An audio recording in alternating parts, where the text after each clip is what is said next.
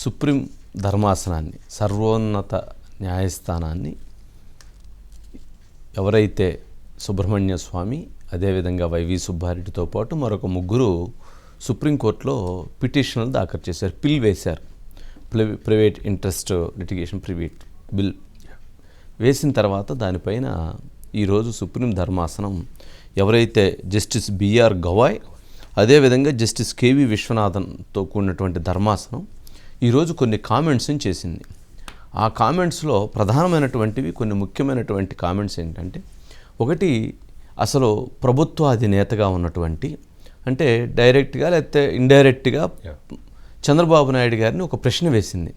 ఒక ముఖ్యమంత్రిగా లేదా ఒక ఉన్నతమైనటువంటి స్థానంలో ఉన్నటువంటి వ్యక్తి లడ్డుకు సంబంధించినటువంటి కామెంట్స్ని ఎలా చేస్తారు అని ఒక కామెంట్ చేసింది. అదేవిధంగా మరొక కామెంట్ చేసింది, తిరుమల ఏదైతే దేవుళ్ళకి రాజకీయాలని అంటకట్టవద్దు అని. నిజంగా ఈ రెండు కామెంట్స్ విషయాలను కనుక మనం పరిశీలిస్తే ఇవి చర్చించాల్సినటువంటి అంశాలు. ఒకటి, ఒక ముఖ్యమంత్రిగా ఉన్నటువంటి వ్యక్తి కోట్లాది మంది భక్తులకు సంబంధించినటువంటి ఒక అంశం విషయంలో ఏ విధంగా మాట్లాడతారు మనోభావాలకు సంబంధించి. రెండు, ఏదైతే దేవుణ్ణి రాజకీయాల్లోకి లాగవద్దు. ఈ రెండు అంశాలు చంద్రబాబు నాయుడు గారిని దృష్టిలో పెట్టుకొని ఈరోజు సర్వోన్నతమైనటువంటి న్యాయస్థానం ప్రశ్నించిన అంశాలు. ఇక వీటితో పాటు చాలా అంశాల గురించి మాట్లాడారు, అవి కూడా మాట్లాడదాం. అయితే ఈ రెండు అంశాల గురించి మనం చెప్పాల్సినటువంటి ఒక బాధ్యత ఏంటంటే, చంద్రబాబు నాయుడు గారు అలా మాట్లాడునటం సర్వోన్నత న్యాయస్థానం భావించటం కరెక్టే. కానీ ఆయన ఒక హిందువు, ఆయన ఒక తిరుమల భక్తుడు. ఆయన ప్రభుత్వ హయాంలో గత ప్రభుత్వం చేసినటువంటి ఒక తప్పుకు సంబంధించినటువంటి ఒక రిపోర్టు, ఎన్డీడీబీ రిపోర్టు బయటికి వచ్చిన తర్వాత ఆ వచ్చినటువంటి ఆ రిపోర్టు సారాంశాన్ని తన శాసనసభ్యులకి ఎక్కడ మాట్లాడారు, అది వాళ్ళ ఎమ్మెల్యేలు ఎంపీలు ఉన్నటువంటి దాంట్లో ఇలా జరిగినటువంటి పరిస్థితులు ఏర్పడినాయి అనేటువంటి అంశాన్ని మాట్లాడటం అనేటువంటిది ఒక రాష్ట్ర ముఖ్యమంత్రిగా తన శాసనసభ్యులకి, తన పార్లమెంటు సభ్యులకి తను తెలియజేయటం అనేటువంటిది ఒక బాధ్యత అనేటువంటి దాన్ని ఆయన భావించి ఉండవచ్చు, నెంబర్ 1. రెండోది, ఇది ఎంతోమంది మనోభావాలకు సంబంధించినటువంటి అంశం కాబట్టి ఈ మనోభావాల అంశానికి సంబంధించినటువంటి సమాచారాన్ని ప్రజలకి కూడా తెలియచేయటం అనేటువంటిది ఒక జరిగినటువంటి పొరపాటుని దాచి ఉంచుకునే కంటే, దాచి పొట్టలో పెట్టుకొని బాధపడే కంటే, కుమిలిపోయే కంటే ఆ సమాచారాన్ని ప్రజల ముందు ఉంచటం అనేటువంటి దాన్ని తను న్యాయసమ్మతంగా భావించి ఉండవచ్చు.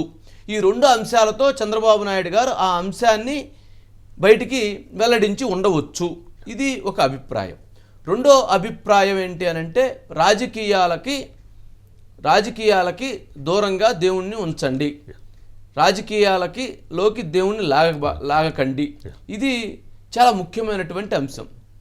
నిజంగా ఈ మధ్యకాలంలో లేదా గత 10 సంవత్సరాల కాలంలో, గత 15 సంవత్సరాల కాలంగా ఏదైతే ఈ జరుగుతున్నటువంటి అంశాన్ని దృష్టిలో పెట్టుకొని మాట్లాడారు అని అనుకోవచ్చు. ఏం జరుగుతుంది గత 10-15 సంవత్సరాలుగా మనం చూస్తే, తిరుమల తిరుపతి వెంకటేశ్వర స్వామికి 7 కొండలు ఎందుకు, 3 కొండలు సరిపోతాయి కదా, 2 కొండలు సరిపోతాయి కదా, 7 కొండలు ఎందుకు అని దేవుడిని రాజకీయాల్లోకి లాగినటువంటి వ్యక్తి వైఎస్ రాజశేఖర రెడ్డి గారి దగ్గర నుంచి మొదలైనటువంటి ఒక ప్రస్థానం మనం చూసినప్పుడు, మనం విన్నది, మనం చూసింది, నేను కవరేజ్ చేసింది as a media, as a జర్నలిస్ట్గా, అక్కడ నుంచి మొదలైనటువంటి ప్రస్థానం.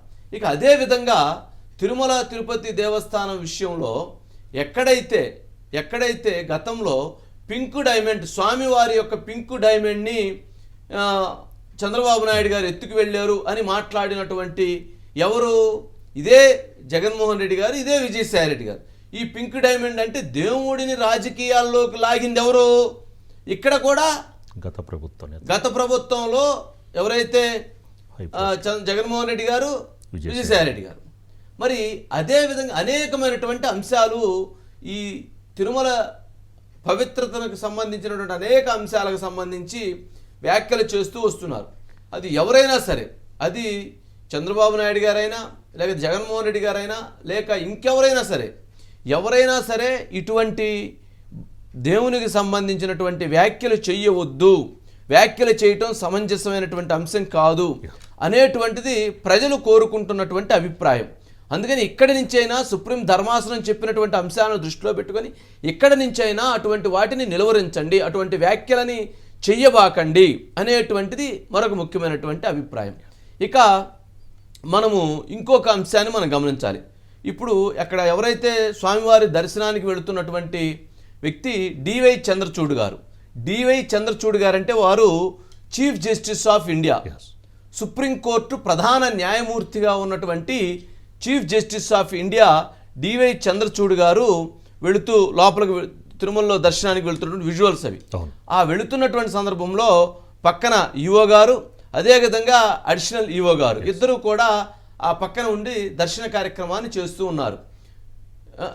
అక్కడ మనం చూస్తే శ్యామలరావు గారు, అదేవిధంగా వెంకయ్య గారు శ్యామలరావు గారు ఇద్దరు కూడా తీసుకెళ్తున్నటువంటి దృశ్యాన్ని చూస్తున్నాం. మరి ఈ సందర్భంగా జరిగినటువంటి ఒక అత్యంత ముఖ్యమైనటువంటి అంశాన్ని మనం గమనించాలి. ఎవరైతే డివై చంద్రచూడ్ గారు లోపలికి వెళుతున్నప్పుడు ఆయనతో పాటు ఎవరైతే ఒక క్రిస్టియన్ వారితో పాటు దర్శనానికి వచ్చారట. వచ్చినప్పుడు ఆయన అడిగి ఓకే నేను కూడా దర్శనం చేసుకుంటానని అంటే సరేనని చెప్పి ఆయన లోపలికి వెళుతూ డిక్లరేషన్ ఫామ్ మీద ఎవరైతే ఆ క్రిస్టియను సంతకం పెట్టి ఆయన దర్శనానికి వెళ్ళారు. డివై చంద్రచూడ్ గారు దగ్గర ఉండి ఆ సంతకాన్ని పెట్టించి ఆ వ్యక్తిని వారితో పాటు దర్శనానికి తీసుకెళ్లారు. మరి డివై చంద్రచూడ్ గారు ఎవరైనా సరే హిందూ సాంప్రదాయాలను పాటించాల్సిందే. అదేవిధంగా వీటికి సంబంధించి అన్యమతస్తులు ఎవరైనా వచ్చినప్పుడు నేను హిందూ దేవుల్ని అభిమానిస్తున్నా, హిందూ దేవుల పట్ల గౌరవం ఉంది, నమ్మకం ఉంది అని చెప్పి వాళ్ళు సంతకం పెట్టి వెళ్ళాలి.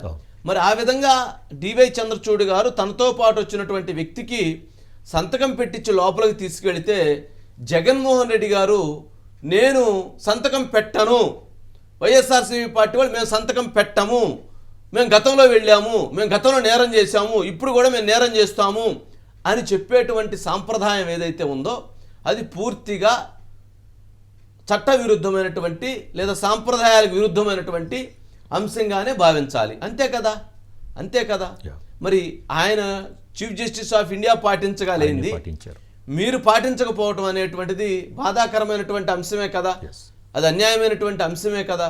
మరి జగన్మోహన్ రెడ్డి గారు ఇప్పటికైనా కానీ డివై చంద్రచూడ్ గారిని చూసి నేర్చుకోవాల్సినటువంటి అంశం ఉన్నది.